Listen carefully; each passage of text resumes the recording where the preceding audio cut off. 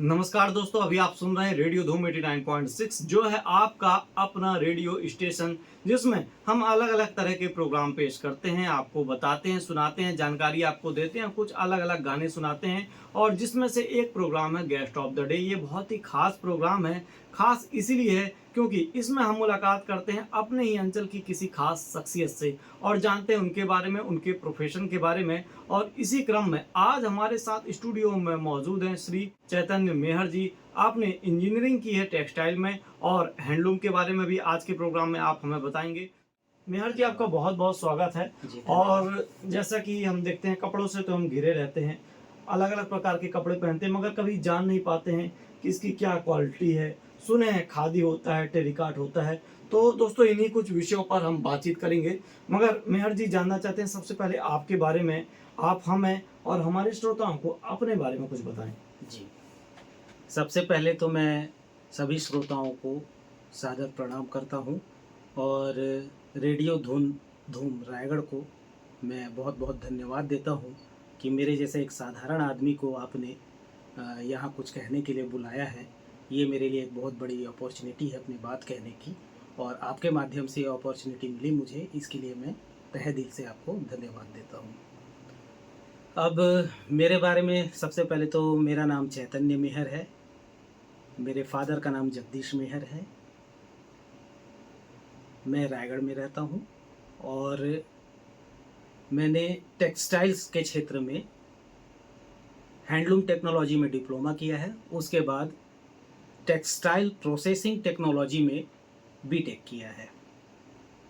और मेरी हॉबीज़ हैं संगीत, आध्यात्म का अभ्यास करना। मेरी फैमिली में मेरी वाइफ है, मेरा एक बेटा है और मैं अपने माँ बाप के साथ यहीं रायगढ़ में रहता हूँ।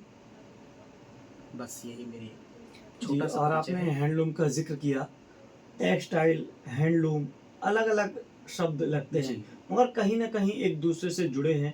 तो इसके बारे में जानेंगे, मगर पहले ये जानना चाहते हैं कि आपने बीटेक इसी ब्रांच से क्यों किया? क्योंकि बहुत सारे ब्रांचेस होते हैं जिसमें लोग बीई करते हैं, बीटेक करते हैं, इंजीनियरिंग करते हैं। इसको चुनने की क्या खास वजह थी? जी, मैं एक ऐसे परिवार में पैदा हुआ हूँ जो सदियों से कपड़ा बनाकर उसका व्यवसाय करने का काम करते आ रहे हैं। मेरे दादा परदादाओं ने छत्तीसगढ़ी लिबास, जिसको धोती और लुगड़ा कहते हैं, इसमें एक विशेष प्रकार का खोज करके, विशेष प्रकार के धागा को यूज करके एक बटे सूत नामक एक कपड़ा का उन्होंने अपने तरीके से एक निर्माण किया था। आविष्कार किया कह सकते हैं। आविष्कार तो नहीं, क्योंकि नदी, पर्वत, पहाड़ इनको कोई आविष्कार नहीं करता। अच्छा। वस्त्र भी आविष्कार करने की चीज नहीं है, लेकिन एक अपना अलग बनाने की एक कला है। तो उन्होंने अपना एक नया और अलग कपड़ा तैयार किया था जो छत्तीसगढ़ी लोगों में काफी फेमस हुआ उस जमाने में। और तब से वो व्यवसाय हम पीढ़ी दर पीढ़ी अभी तक करते आ रहे हैं। अब चूंकि हम परंपरागत कार्य कर रहे थे और इस क्षेत्र में बहुत सारी टेक्नोलॉजिकली डेवलपमेंट हो चुके थे जिसकी जानकारी हम लोगों को नहीं थी। तो एक मतलब मैं जब 12th करके ये सोचने लगा था कि कौन से क्षेत्र में मैं अपना आगे की पढ़ाई करूं, तो हमारे पिताजी ने भी कहा कि अगर वस्त्र व्यवसाय से संबंधित कुछ टेक्निकल कोर्स हो तो उसको देखो, क्योंकि हम ये काम कर रहे हैं, उससे हमें कुछ लाभ मिल जाएगा, कुछ अच्छे काम करने का अवसर मिल जाएगा। तो उस समय मैंने बहुत सारी चीज़ों के बारे में पता किया, कोर्स के बारे में जानकारियाँ ली। तो न्यूज़पेपरों के माध्यम से पता चला कि वस्त्र मंत्रालय भारत सरकार जो है 4 बहुत अच्छे कॉलेज हैंडलूम के लिए बना रखे हैं। उसमें त्रिवर्षीय डिप्लोमा कोर्स कराते हैं वो। तो मैंने उसके एडमिशन के लिए प्रयास किया और मेरा हो गया। तो इस तरीके से मैं अपने ही व्यवसाय को आगे बढ़ाने के लिए मैंने ये हैंडलूम का फील्ड चुना था। अधिकतर हम देखते हैं जो इंजीनियरिंग रहती है वो 4 वर्ष की रहती है और आपने त्रिवर्षीय कहा। त्रिवर्षीय डिप्लोमा किया। इसके बाद अच्छा, मैं मुंबई के इंस्टीट्यूट ऑफ केमिकल टेक्नोलॉजी में डिग्री कोर्स किया, वो 4 वर्षीय था। अच्छा, लेटरल एंट्री बोलते हैं क्या? हाँ, लेटरल एंट्री बोलते हैं, है ना। तो 3 वर्षीय, फिर वो कितने वर्ष का हो जाता है? 4 वर्ष का। तो 4 3 7 वर्ष। 7 वर्ष मैंने इस क्षेत्र में पढ़ाई की है। अच्छा। और पढ़ाई करने से बहुत सारी जो पेचीदा बातें रहती हैं वो पता चलती हैं। कभी कभी हम एक रास्ते में तो जाते रहते हैं, मगर जब तक सही ज्ञान नहीं होता तो पता नहीं चल पाता है कि कहाँ चूक हो रही है, कहाँ गलतियाँ हो रही हैं। तो इंजीनियरिंग करने के बाद आपको क्या लगा कि कहाँ गलतियाँ हो रही थी और उन गलतियों को आपने कैसे सुधारा? देखिए, इंजीनियरिंग करने के बाद सबसे पहले दिमाग में यही रहता है कि हमें कुछ जॉब करना चाहिए। हम्म घर में व्यवसाय चल ही रहा था, हम्म लेकिन मेरी इच्छा ये थी कि मैं इंडस्ट्रीज़ में जाके वहाँ का काम-काज देखूँ, जॉब करूँ। हम्म तो इस सिलसिले में मैं सबसे पहला जॉब मैं वहाँ पे रूबी टेक्सटाइल मिल्स करके है मुंबई में ही, अच्छा। वहाँ पे मैं जॉइन किया हम्म एज ए डाइंग सुपरवाइज़र। मैं वहाँ पे लगभग 1.5 साल तक काम किया। हम्म उसके बाद मैं वापस घर आया। घर आके मैं 5-6 महीने, साल भर तक अपना घर का बिजनेस देखने लगा, उसमें काम करने लगा। लेकिन फिर मेरे मन में ये इच्छा थी कि मैंने टेक्निकल कोर्स किया है, मेरे को वापस कारपोरेट फील्ड में ही जाना चाहिए, उसी में ही काम करना चाहिए। ये मन में एक खटक बना हुआ था।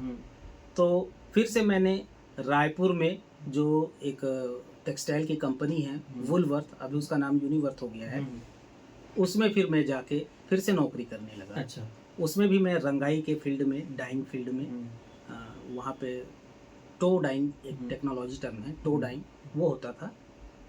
उसमें मैंने 2 साल तक काम किया। उसके बाद जो है वापस घर में जो बिजनेस चल रहा था हमारा, उस तरफ मेरा ध्यान गया कि भाई आखिर हम काम कर रहे हैं तो दूसरे के लिए कर रहे हैं, इससे हमें खुद के लिए बहुत कम डेवलपमेंट करने का अवसर मिलता है, और जब खुद का व्यवसाय करोगे तो उसमें ज़्यादा अवसर मिलता है। ये भावना लेके मैं वापस घर पे आ गया और अपने घर का काम में करने लगा। और लगभग 2009 से लेके 2020 तक समझो मैंने घर का ही काम किया, अभी भी कर रहा हूँ। लेकिन 2020 से अभी मैं अब तक छत्तीसगढ़ राज्य सरकार का एक उपक्रम है, छत्तीसगढ़ खादी तथा ग्रामोद्योग बोर्ड, उसमें मैं एक वस्त्र तकनीकी सलाहकार के रूप में काम कर रहा हूँ। क्या बात। और ज्ञान का भंडार आपके अंदर है, ऐसा हम जान पा रहे हैं। और कोसा के नाम से भी हम रायगढ़ को जानते हैं, बहुत सारे उद्योग हैं कोसा संबंधित, बहुत सारे ऐसे लोग हैं जो कोसा का व्यापार करते हैं। तो उसमें तकनीकी के बारे में आप हमें और हमारे श्रोताओं को कुछ बताना चाहें तो? जी,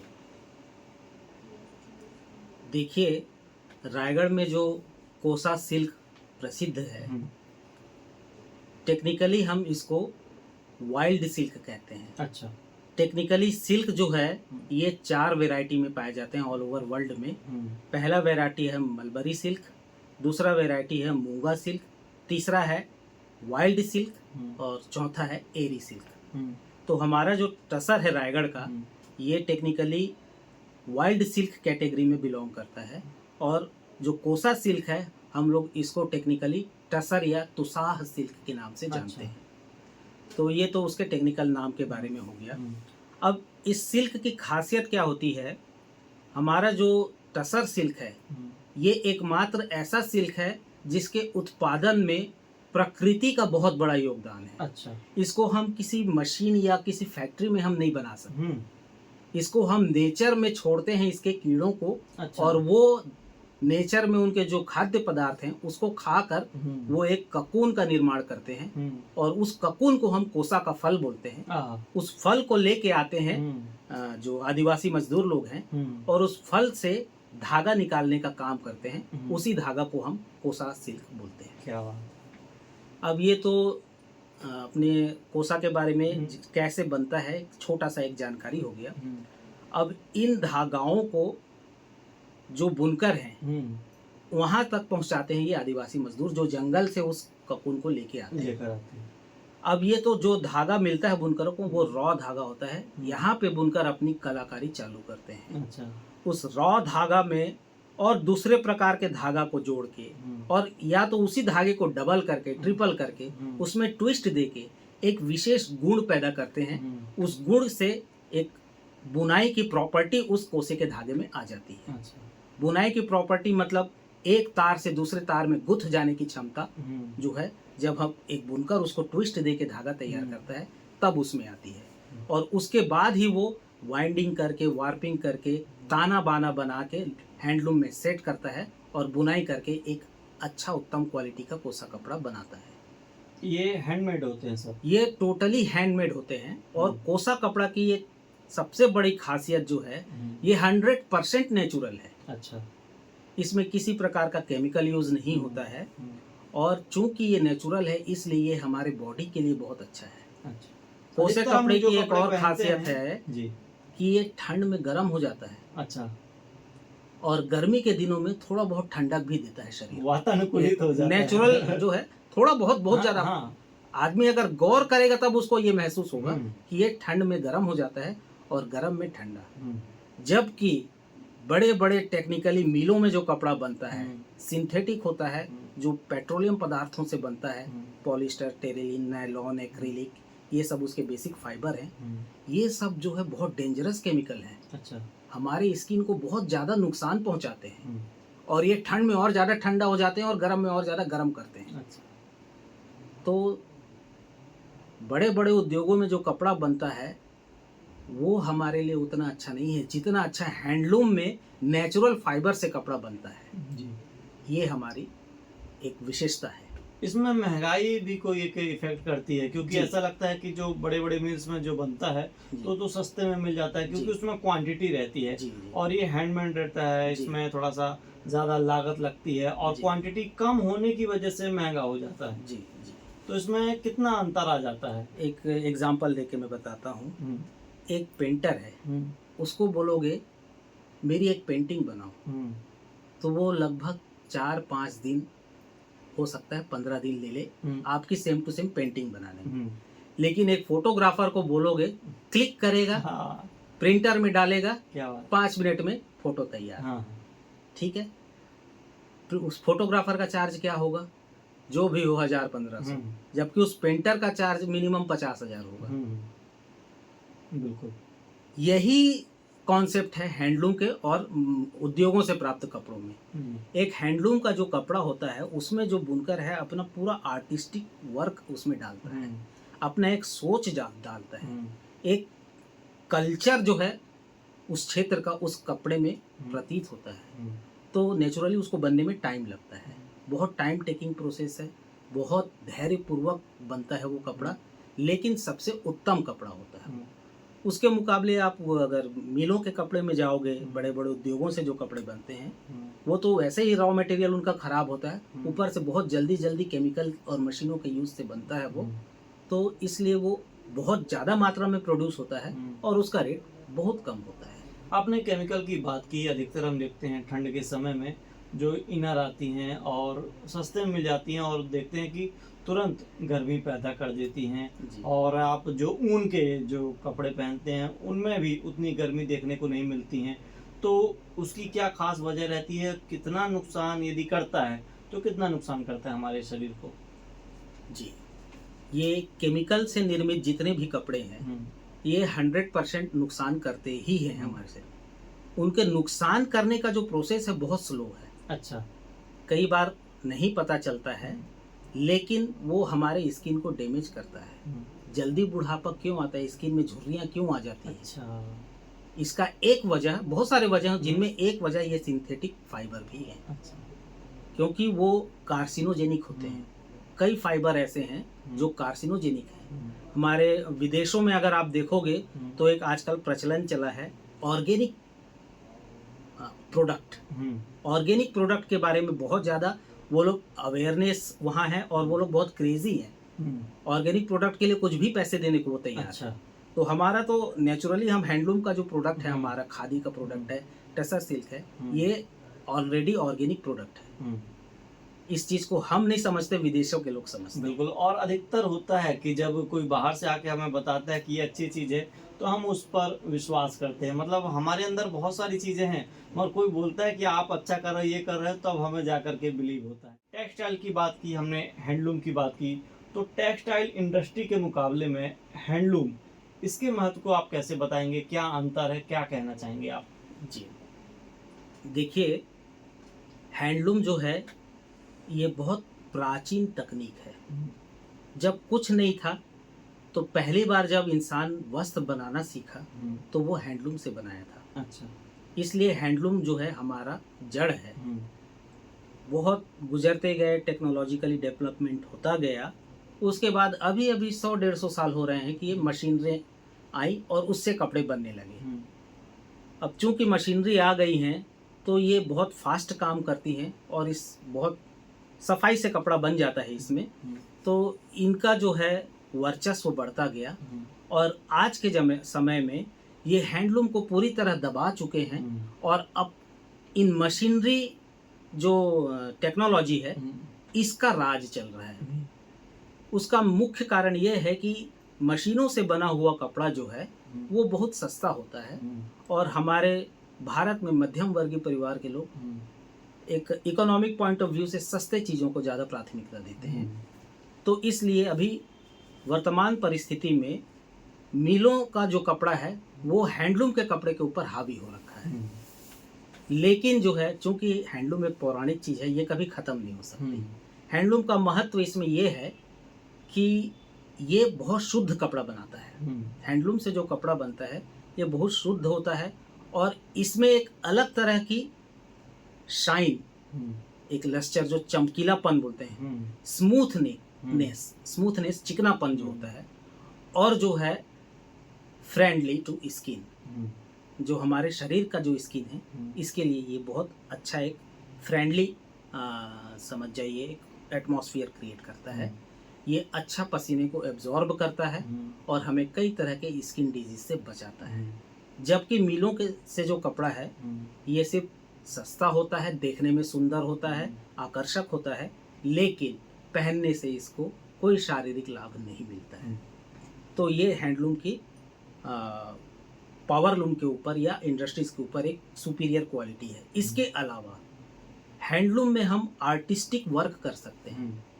एक जो डिज़ाइनर है अपना जो सोच के जो डिज़ाइन बनाता है उसको उस कपड़े में वो उतार सकता है सिर्फ हैंडलूम के माध्यम से। मतलब क्रिएटिविटी हैंडलूम फील्ड में कर सकते हैं, जबकि पावरलूम फील्ड या अपने मिल सेक्टर में क्रिएटिविटी का उतना स्कोप नहीं है। बहुत आप एक छोटा सा स्क्वायर बनाने के लिए लाखों का मशीन आपको लगाना पड़ेगा, तब जाके कपड़े में एक छोटा सा स्क्वायर बन पाएगा। जबकि हैंडलूम में बुनकर आसानी से अपने तारों को घुमाने की कला के द्वारा उस कपड़े में वो स्क्वायर आसानी से बना देगा। तो ये हैंडलूम की विशेषता है और इसी विशेषता के कारण हैंडलूम जो है जिंदा रहेगी। टेक्सटाइल फील्ड इसको ओवरकम नहीं कर पाएगा। अच्छा, अब तीसरी बात इकोनॉमिक पॉइंट ऑफ व्यू से बोलता हूँ। देश में हमारे 120 करोड़ लोग रहते हैं। 120 करोड़ लोगों को अगर 2 मीटर कपड़ा भी चाहिए एक साल में तो 240 करोड़ मीटर कपड़ा का रिक्वायरमेंट है देश में। अच्छा, ठीक है। अब ये 240 करोड़ कपड़ा कहाँ से बनेगा? हमारे देश में छोटे बड़े मध्यम जितने भी टेक्सटाइल उद्योग हैं इनको मिलाओगे तो मतलब मुख्य रूप से 500 से ज़्यादा टेक्सटाइल उद्योग नहीं है मशीनरी वाले, और उनसे मुश्किल से 1 करोड़ से 1.5 करोड़ मीटर कपड़ा बनता है। बाकी जो है 1 करोड़ मीटर कपड़ा अभी भी हैंडलूम क्षेत्र से मिलता है देश में, जिसमें गांव-गांव के लोग ज़्यादा इन्वॉल्व हैं। गांव के लोग ही ज़्यादा उसको यूज़ करते हैं। और अभी देश में जो है 22 लाख एक्टिव हैंडलूम है। क्या बात! पूरे ऑल ओवर इंडिया में 22, ये वस्त्र मंत्रालय का एक सर्वे है 2015-16 का, उसके हिसाब से 22 लाख एक्टिव हैंडलूम है, जिसमें एक हैंडलूम में लगभग 12 से 15 मीटर कपड़ा पर डे बन जाता है। तो उस हिसाब से उतने करोड़ मीटर आप कह सकते हैं। तीसरी बात, ये हैंडलूम क्षेत्र जो है कृषि के बाद दूसरा सबसे बड़ा एम्प्लॉयमेंट जनरेटिंग फील्ड है, एम्प्लॉयमेंट गिविंग सेक्टर है। खेती में तो लगभग 12-13 करोड़ की शान है, लेकिन उसके बाद ये हैंडलूम से वस्त्र बनाने का जो प्रोसेस है और ये जो सेक्टर है इसमें लगभग 3 से 4 करोड़ लोग इन्वॉल्व हैं इस देश में। तो लोगों तक ये जानकारी अच्छे से नहीं पहुंच पा रही है क्या? जैसे आप तो दे रहे हैं, हमें जानकारी मिल रही है, मगर नॉर्मली कृषि प्रधान देश है ये तो हम सब जानते हैं। और जैसा कि आपने कहा कि शहरों के मुकाबले गाँव में ज़्यादा जनसंख्या रहती है, उसकी वजह से भी है। तो इसकी वजह क्या होती है कि ये लुप्त होता जा रहा है? काम तो बहुत आ रहा है मगर ऐसा बोलते हैं बिहाइंड द सीन इसका चल रहा है। इसकी वजह, मुख्य वजह जो है, लोगों में जागरूकता की कमी। लोगों में अपने क्षेत्र से जो चीज़ पैदा हो रहा है उसमें लगाव की कमी, अपने क्षेत्र के प्रोडक्ट को सम्मान देने में कमी। हम आसानी से विदेशी चीज़ों को अपनाते जा रहे हैं और खुश होते हैं उसको यूज़ करके। इम्पोर्टेड बोलते हैं। हाँ, इम्पोर्टेड बोलते हैं, अपने आप को प्राउड फील करते हैं। हम अभी भी खाने पीने में देखो, हमारा जो इतना स्टैंडर्ड, हाईली स्टैंडर्ड का जो मिनरल्स और पोषक तत्वों से जो खाना है हमारा थाली, उसको हम अवॉइड करते हैं और पिज्ज़ा बर्गर खाते हैं होटलों में जाके, और उसमें हम प्राउड फील करते हैं। तो वही चीज़ है, लोग बाग जो है अपने देश, अपने जो क्षेत्र में जो चीज़ पैदा हो रहा है उसके प्रति उदासीन हो गए हैं, उसको अपनाना नहीं चाह रहे हैं, इसलिए कमी आ गई। दूसरा मेन रीज़न है कि इस क्षेत्र में, इस कपड़े को बनाने में, हैंडलूम क्षेत्र में जो लोग लगे हुए हैं उनकी इनकम में कमी होती जा रही है। अच्छा, उनकी इनकम में कमी कैसे हो रही है? सपोज एक वीवर जो है बहुत अच्छा कपड़ा बना रहा है, बनाने के बाद उसकी कॉस्टिंग जो भी आई, फॉर एग्जांपल 800 रुपये मीटर, तो वो डायरेक्ट कस्टमर को वो नहीं दे पा रहा है। अच्छा, वो क्या, उससे मीडिएटर लोग आते हैं, जो व्यापारी होते हैं, बिचौलिए होते हैं, वो उस कपड़े को लेते हैं, उससे 800 की जगह उसको 850 दे देंगे, और अब उस 850 रुपये मीटर वाले कपड़े को ये बिचौलिए और बड़े बिचौलिए को 1200-1300 रुपये में देते हैं, और ये और बड़े जो कस्टमर होते हैं उनको वो 1,500 से 2,000 रुपये तक में बेचते हैं। तो मेन मुनाफा जो है ये बिचौलिए लोग खा जाते हैं। कस्टमर को तो वैसे ही महंगा कपड़ा मिल रहा है, और जो बनाने वाला है उसको भी बहुत कम मजदूरी मिल रही है। तो दूसरे फील्ड में, दूसरे मिलों में, खदानों में, और छोटे मोटे व्यवसाय जैसे चाय का ठेला हो, पान का ठेला हो, ये खोल के वो लोग ज़्यादा कमा लेते हैं। तो इसलिए इस काम को धीरे धीरे लोग छोड़ दिए हैं, इसलिए ये फील्ड में कमी आती जा रही है। वोकल फॉर लोकल, तो उसको थोड़ा तो आप अप्लाई कीजिए। इतना अच्छा कपड़ा है, वर्ल्ड क्लास का कपड़ा है टसर से, कम से कम साल में आप उसको 2 मीटर लेके एक कुर्ता तो बनवा लीजिए। माताओं से, बहनों से निवेदन करूंगा कि कम से कम आप एक साड़ी या एक सूट तो बनवा लीजिए हर साल। अगर छत्तीसगढ़ में 3 करोड़ पॉपुलेशन है, ये 3 करोड़ लोग ही हर साल अगर 1-1, 2-2 मीटर खरीद लें कपड़ा, तो यहाँ का जो बुनकर है वो बहुत तरक्की कर लेगा, और इस क्षेत्र का कला का तो संरक्षण होगा ही, इसके साथ छत्तीसगढ़ का नाम भी रोशन होगा, और आपको कोई नुकसान भी नहीं है, स्किन की भी कोई प्रॉब्लम नहीं होगी। और जैसा कि आपने कहा कि घर के लोगों को, मतलब अपनी चीज़ों को लोग उतनी तवज्जो नहीं देते, उतनी महत्वपूर्णता नहीं देते हैं। इसमें खादी में यदि उद्योग की बात करें छत्तीसगढ़ में, अपने रायगढ़ में, तो इसमें आप कैसे देखते हैं? क्या इसमें व्यवसाय कर सकते हैं, रोजगार पा सकते हैं, और खुद का व्यवसाय कई लोग कर भी लेते हैं परंपरागत, जैसे आप जुड़े हैं तो कर सकते हैं, मगर एक युवा व्यक्ति है, वो क्या है कि जैसे जॉब करता है तुरंत प्लांट की तरफ भागता है जी। आप इस प्लांट में जाएंगे, यहाँ जॉब करेगा, वहाँ जॉब करेगा, तो कैसे आप देखते हैं इसे? देखिए, हैंडलूम व्यवसाय को अगर कोई कैरियर बनाना चाहे तो ये एक बहुत अच्छी सोच है, इसमें पीछे नहीं हटना चाहिए। युवाओं के लिए कह रहा हूँ मैं, आपको जरूर लगेगा कि इस फील्ड में कोई कमाई नहीं है, कोई ग्रोथ नहीं है, लेकिन ऐसा नहीं है। अगर आप सर्च करोगे तो बड़े बड़े जो एक्सपोर्टर लोग हैं, जो अच्छा एक पैसा कमा चुके हैं, एक अच्छा उनका कैरियर बन चुका है, वो इसी हैंडलूम आइटम्स को ही एक्सपोर्ट करके बने हैं। अच्छा, तो मैं तो यही कहूँगा कि युवाओं को हैंडलूम का जो क्षेत्र है इसमें कैरियर बनाने के लिए आगे आना चाहिए। एक तो जैसे मैं खुद अपना काम कर रहा हूँ, मैं खुद भी हैंडलूम से कपड़ा बनवाने का काम कर रहा हूँ अभी, और मेरे माध्यम से लगभग 20-22 लोग रोजगार से जुड़े हुए हैं। तो इसी तरह अगर कुछ युवा जो हैं इस क्षेत्र में और आएं और एक उत्पादन करने का व्यवसाय चालू करें, तो इनको बहुत अच्छा स्कोप है। मार्केट भी इसका फिक्स है, आपको बहुत ज़्यादा परेशानी उठाने की ज़रूरत नहीं पड़ेगी। मेट्रो सिटीज़ में और एक्सपोर्ट हाउस में जाने से आपका बना हुआ प्रोडक्ट जो है वो आसानी से वो लोग खरीद लेते हैं। थोड़ा बहुत जो भी बार्गेनिंग वगैरह चलता है, लेकिन आपका प्रोडक्ट बिक जाएगा। मोस्ट ऑफ ऑल एक ये गारंटी कि इस फील्ड में काम करने वाले को भूखे मरने की नौबत नहीं आएगी जी। और ये सबसे बड़ी गारंटी बोल सकते हैं जी जी बिल्कुल। कोई रोजगार पाना चाहे, सीधे हम इसी में आते हैं, तो क्या करना चाहिए? 10वीं के बाद वो क्या करे, 12वीं के बाद क्या करे, कैसे लेकर पढ़ाई करे, और गारंटी तो आपने दे दी है कि भूखों नहीं मरेगा, रोजगार उसको मिलेगा ही, मगर लग्जरी भी लोग चाहते हैं। तो ऐसा कैसे करें ताकि इस फील्ड को अपना प्रोफेशन बना ले और जो लग्जरी चाहता है वो हासिल कर पाए? जी, इस बारे में मैं थोड़ा डिटेल में ही बता दूं तो ज़्यादा अच्छा जी, है। स्वागत है। सबसे पहले तो जो विद्यार्थी हैं जो 10th कर चुके हैं, वो 10th के बाद जो है भारत सरकार का एक कॉलेज है handloom technology, Indian institute of handloom technology. ये भारत सरकार के अधीनस्थ 4 कॉलेज हैं, और इसके अलावा बहुत सारे स्टेट वालों ने भी सेम वही फ्रेंचाइजी का कॉलेज खोल रखा है। जैसे छत्तीसगढ़ में चांपा में खुला हुआ है, तो आप उसको कोर्स को करें, 3 वर्षीय आपका कोर्स है वो, उसको करें। और इसके बाद हो सके तो आप इसी फील्ड में, देश में कई इंजीनियरिंग कॉलेज हैं, कई इंजीनियरिंग कोर्स होते हैं, टेक्सटाइल टेक्नोलॉजी में, टेक्सटाइल इंजीनियरिंग में, टेक्सटाइल प्रोसेसिंग टेक्नोलॉजी है, टेक्सटाइल केमिस्ट्री है।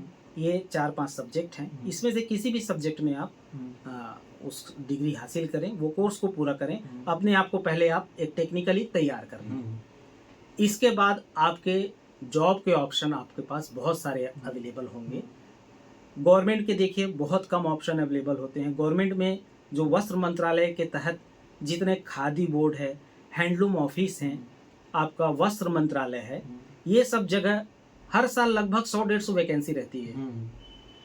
उसके लिए आप ट्राई करें, जिसका किस्मत है वो लग जाएगा। बाकी बचे हुए लोग, बहुत बड़ा सेक्टर है टेक्सटाइल का, लगभग 500 छोटे बड़े इंडस्ट्रीज हैं, जिसमें हर साल लगभग आपको 15-20 लोगों की जहां हर साल डिमांड रहती है, उतने प्रोफेशनल्स नहीं निकलते जितने डिमांड अभी भी है। हाँ, एक दिक्कत ये है कि शुरुआत में कम वेतन होता है इस फील्ड में, लेकिन जैसे जैसे आप काम करते जाएंगे, अनुभव होता जाएगा। इसके अलावा आपके पास एक क्षमता आते जाएगी लीड करने की। आपको कोई भी टास्क मिला, जैसे 2000 मीटर कपड़ा बनाना है, पर्टिकुलर डिजाइन का, पर्टिकुलर शेड में, ये क्वालिटी में, ये आपको कर दिखाने की अगर क्षमता आ गई, फिर आपको मुंह मांगा रकम देगी इंडस्ट्री। क्या बात! ये क्षमता आप डेवलप कीजिए, तब ये तो हो गया जॉब का कैरियर। तीसरा है, आप एक्सपोर्ट करने का बिजनेस कर सकते हैं, ये भी एक अच्छा कैरियर है। चूँकि आप इस कोर्स को कर चुके हैं, तो वस्त्र के बारे में A to Z आपको नॉलेज हो जाएगी। इसके बाद तो विदेशों में एक विशेष प्रकार का क्वालिटी दिया जाता है, डिमांड होती है। उस डिमांड को आपको टेक्निकली पहचान करना है, और उस डिमांड के अनुसार आपको कपड़ा बनवाना है और एक्सपोर्ट करना है। ये एक बिजनेस का काम है। ये बिजनेस करोगे, इसमें सबसे ज़्यादा स्कोप है बहुत जल्दी आगे बढ़ने का। मैं कह रहा हूँ, एक IT प्रोफेशनल से भी आप 2-3 गुना ज़्यादा कमा सकते हैं, और डॉलर में कमाई होगी। डॉलर में कमाई होगी। मेरे कई मित्र हैं अभी भी जो अभी करोड़ों में कमा रहे हैं। वो कोई बॉम्बे में है, कोई जयपुर में है, ये एक्सपोर्ट कर रहे हैं। तो एक ये भी कैरियर का ऑप्शन है। और लास्टली जो है, आप एक छोटे हैंडलूम मैन्युफैक्चरर बन सकते हैं। छोटे हैंडलूम मैन्युफैक्चरर बनोगे तो आपको आपका प्रोडक्ट जो है कहीं और से आपको डिज़ाइन का ऑर्डर मिलेगा, उसको आप एज ए जॉब वर्क बना के दोगे और आप उनको दे सकते हो। बदले में आपको एक अच्छी खासी कमाई हो जाएगी। ये 3-4 तरह के कैरियर ऑप्शन हैं, इसमें आगे बढ़ोगे, और इस फील्ड में जितना आप घुसते जाओगे, आपको उतना आपको काम बढ़ाने का अवसर मिलेगा और ज़्यादा पैसा कमाने का भी अवसर मिलेगा। और ये तो हो गई इसकी बात। और श्रोताओं, एक जानकारी हम दे दें कि मेहर जी सामाजिक कार्यों में रुचि, सांस्कृतिक कार्यों में रुचि लेते हैं, उसके बारे में कुछ बताएं आप हमें। जी, सामाजिक कार्य में तो मैं इसी फील्ड में थोड़ा सा समाज सेवा का काम भी करता हूँ। अच्छा। और वो किस तरीके से करता हूँ, मैं छोटा छोटा ट्रेनिंग कैंप ऑर्गेनाइज करता हूँ। अच्छा। खासकर महिलाओं के लिए, ग्रामीण क्षेत्रों की महिलाओं के लिए, और जो नव युवक हैं जो वस्त्र बनाने में रुचि रखना चाहते हैं, कपड़ा बनाने की कला सीखना चाहते हैं, उनके लिए मैं ट्रेनिंग कैंप लगाता हूँ और उनको इतना तो सिखा देता हूँ कि वो एक वस्त्र बना सके। अच्छा। उसके बाद उनको मैं आगे बिजनेस करने के आइडिया देके उनको मैं छोड़ देता हूँ। कुछ लोग उसमें सेट हो जाते हैं, कुछ लोग और दूसरी चीज़ें करने लग जाते हैं, लेकिन कपड़ा बनाने की कला सिखाने का काम मैं कर रहा हूँ। क्या बात। और मैं मतलब अभी पिछले साल वस्त्र मंत्रालय का जो हथकरघा विभाग है उसके तहत मैं ऑफिशियली 45 दिन का टेक्निकल वीविंग का ट्रेनिंग कराया था, अच्छा। जिसमें लगभग 22 महिलाओं ने बहुत अच्छे तरीके से सीखा। उसका एग्ज़ाम भी हुआ जिसमें बाहर दिल्ली से आए थे लोग बाग एग्ज़ाम लेने, उसमें वो लोग पास भी हुए और आज वो सफलतापूर्वक अपना काम कर रहे हैं। मतलब आपने तो एक तरीके से मैं समाज में जो छोटा मोटा अपने तरफ से जो हो सके वो रोजगार उपलब्ध कराने की दिशा में मैं काम करता हूँ। बहुत ये बढ़िया तो काम सामाजिक कर रहे हो गया हैं। मेरा। दूसरा हो गया संगीत के क्षेत्र में, आध्यात्म के क्षेत्र में, क्योंकि मैं दिव्य जीवन संघ एक आध्यात्मिक संस्था है उससे जुड़ा हुआ हूँ और उसके द्वारा निर्देशित जीवन को कैसे जिया जाए उनके सिद्धांतों को पालन करने का प्रयास करने लगा हूँ। तो उस क्षेत्र में हमारे गुरुदेव का जो सत्संग कार्यक्रम होता है स्वामी शिवानंद जी महाराज जी का, उनका सत्संग कार्यक्रम हम लोग हमारे घर में ऑर्गेनाइज करते हैं। इसके अलावा किसी के भी घर में जाके और कहीं भी कैंप लगा के भी हम सत्संग करके लोगों में धार्मिक एक अवेयरनेस पैदा करने का काम करते हैं। और ये धार्मिक अवेयरनेस क्यों पैदा करना चाहिए, क्यों ज़रूरत है, लोग बाग इस चीज़ को नहीं समझते हैं, बोलते हैं पूजा पाठ करना ये सब बुजुर्गों का और फालतू काम है, लेकिन ऐसा नहीं है। आज के डेट में आप देखोगे फिजिकल डिजीज से ज़्यादा लोग बाग मेंटल डिजीज से ग्रसित हैं। बिल्कुल। और ये चीज़ बहुत पहले से हमारे ऋषि मुनियों द्वारा कह दिया गया है कि लोग बाग मानसिक रूप से अक्षम हो जाएंगे और मानसिक डिजीज को दूर करने का सबसे बेस्ट मेडिसिन है आध्यात्म, योगा और आपका भजन कीर्तन सत्संग। ये सबसे बेस्ट मेडिसिन है। ये आप बीमार पड़ोगे तो मेडिसिन लेना आपकी आवश्यकता है, आप मतलब आप ये इसमें कंप्रोमाइज़ नहीं कर सकते, आपको लेना ही है। उसी प्रकार आज के डेट में आध्यात्मिक प्रैक्टिस करना ये बहुत बड़ी ज़रूरत है हमारे शरीर के, हमारे मानसिक स्वास्थ्य के लिए। इसलिए इस क्षेत्र में मैं सत्संग भजन कीर्तन जहाँ जहाँ बुलाया जाता है, यार हम लोग प्रेरित भी करते हैं कई लोगों को कि आप करवाइए सत्संग, हम आपके करेंगे। और इस तरीके से हम जाके करते भी हैं और एक पॉजिटिव एनर्जी स्प्रेड करने का हम काम कर शरीर को फिट करने के लिए हम जिम जाते हैं और बहुत सारे काम करते हैं। ये आत्मा को फिट रखना, मन को शांत रखना, हृदय को शांत रखने के लिए आप ये करते हैं। बहुत बढ़िया तरीके से आप बातचीत करते हैं और बात करते करते हम कैसे यहाँ तक आ गए हमें पता नहीं चला। बातचीत भी मतलब एक पॉजिटिव वे में थी और बहुत सारी जानकारी जो मैं पर्सनली कहूँ मुझे भी नहीं थी या कम थी, आपके द्वारा मुझे जानकारी मिली। और जाते जाते आप हमारे श्रोताओं को क्या संदेश देना चाहेंगे और उससे पहले रेडियो धूम में आकर के आपको कैसा लगा इसका अनुभव भी आप साझा कर सकते हैं। जी, सबसे पहले तो मैं रेडियो धूम में आके कैसा लगा इसके बारे में बता दूं तो यह मेरा जीवन का एक पहला इंटरव्यू है, ये मैं कह सकता हूँ। और जो संस्था ने मेरा इंटरव्यू लिया वो रेडियो धूम रायगढ़ है और ये मेरे लिए बहुत खुशी और गर्व की बात है। मैं तो देखिए अपने आप को कुछ समझता ही नहीं हूँ, एक आम इंसान हूँ, आम से भी आम इंसान हूँ। ये बड़ा ठीक है, हम कह तो सकते हैं इसको। मेरे जैसे आप पर्सन का आपने इंटरव्यू लेके मेरा मान और खुशी को कई गुना बढ़ा दिया।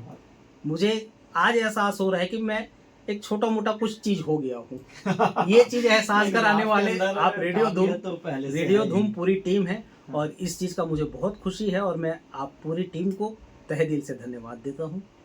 और रही बात संदेश की, तो मैं इस कार्यक्रम के माध्यम से यही संदेश देना चाहता हूँ सभी लोगों के लिए, विद्यार्थी, स्त्री, पुरुष, बुजुर्ग, सब के लिए ये मैसेज है कि आप जीवन में वो चीज़ करें जिससे आपको खुशी मिले। क्या बात। जबरदस्ती कोई चीज़ को ना करें।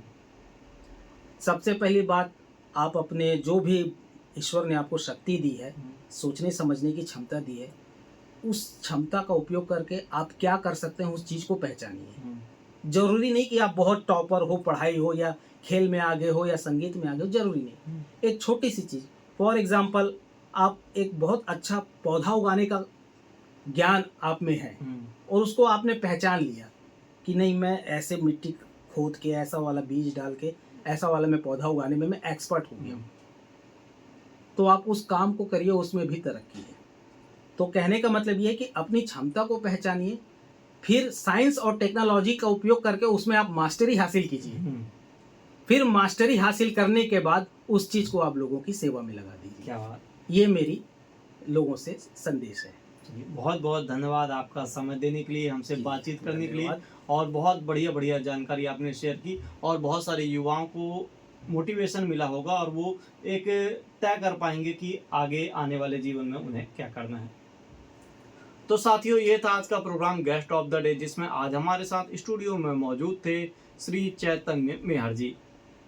आप इंजीनियरिंग कर चुके हैं टेक्सटाइल में, और बहुत सारी आपने जानकारी दी, कपड़ों से जुड़ी, टेक्सटाइल से जुड़ी, हैंडलूम से जुड़ी, और वो जानकारी कहीं ना कहीं हमारे और हमारे श्रोताओं के काम जरूर आएगी। तो साथियों, इन्हीं जानकारियों के साथ programme guest of the day यहीं समाप्त होता है। हम मिलेंगे आपसे फिर किसी और प्रोग्राम में कुछ और नई जानकारियों के साथ। तब तक बने रहिए रेडियो धूम 89.6 पर, क्योंकि आपके मनोरंजन की जिम्मेदारी अब है हमारी। और जाते जाते हम आपको एक जानकारी दे दें कि आज के प्रोग्राम को होस्ट किया आपके दोस्त आरजे राघव ने, और इस programme guest of the day के प्रस्तुत करता थे रमा शंकर शुक्ला। नमस्कार।